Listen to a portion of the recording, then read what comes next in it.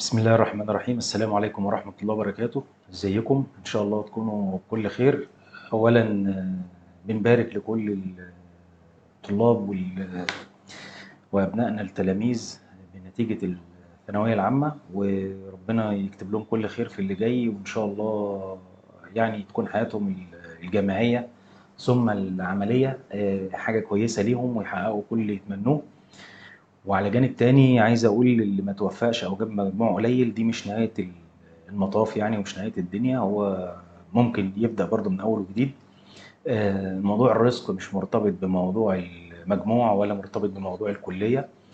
هو يقدر يبدأ في اي وقت من المكان اللي هو يحب يبدأه، بس يبقى مركز في طريقه، ويبقى عنده نوع من انواع التقدير والتقييم، يعني يقدر الموقف اللي هو فيه ويقيم الحاجة اللي هو داخل عليها ويسعى. الارزاق بتاعت ربنا. طبعا بالنسبه للطالب المتفوق هو غالبا بيبقى محدد هدفه وربنا يكرمه ان شاء الله، ونتمنى التوفيق لكل الناس. حاجه بس كنت عايز اتكلم فيها، الناس اللي دفعت فلوس كتير في الثانويه العامه دروس وكورسات وسناتر. بصراحه الموضوع للامانه يعني من وجهه نظري، المفروض ان الدروس الخصوصيه، وده من وجهه نظري، الدروس الخصوصيه المفروض تبقى للطالب الضعيف، الضعيف خالص اللي هو محتاج حد يساعده. مش مجرد تقليد، مش مجرد موضة، مش لازم الطالب أو التلميذ ياخد درس. هو فين اعتماديته على نفسه يعني؟ ده بالأساس الطالب الضعيف هو اللي ياخد درس، ولو كمان ظروفه كمان هتجبره يعني، أو ظروفه تسمح المادية يعني إن هو ياخد درس ياخد. لكن بالأساس المفروض يعتمد على نفسه. طب مين بعد كده اللي ياخد درس؟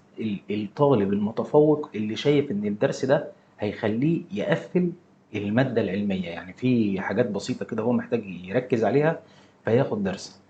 يبقى المفروض الشريحة الأكبر أو الشريحة العظمى ما تاخدش دروس. أنا طبعا مش بهاجم السادة الأفاضل المدرسين ولا حاجة، بس عشان نتكلم بأمانة يعني، هو المدرس لو اتقى ربنا في الفصل، بغض النظر بقى عن عدد الطلاب أو الكثافة في الفصول، لو اتقى ربنا في الفصل وشرح بما يرضي الله، المفروض إن مش هيبقى فيه داعي للدرس بعد كده.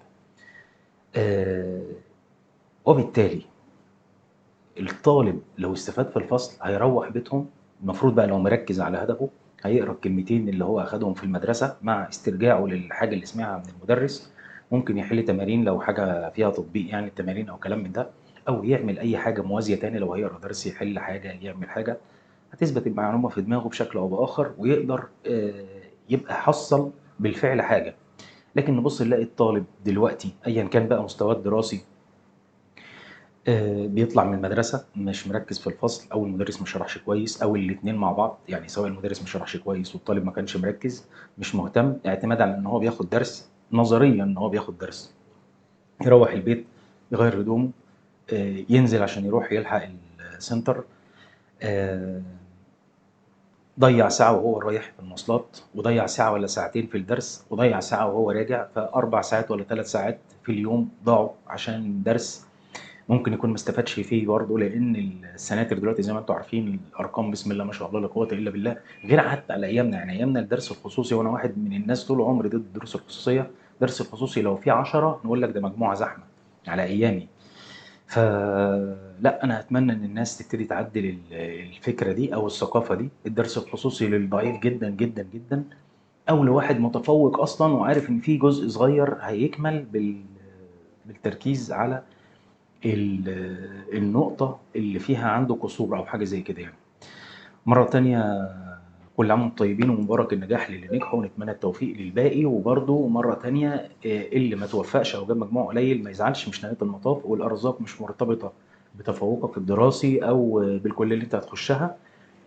يمكن يكون اللي حصل ده خير محدش يعرف. ربنا يكرم الجميع ويرزقكم من واسع فضله وكرمه، وبالتوفيق إن شاء الله. والسلام عليكم ورحمة الله وبركاته.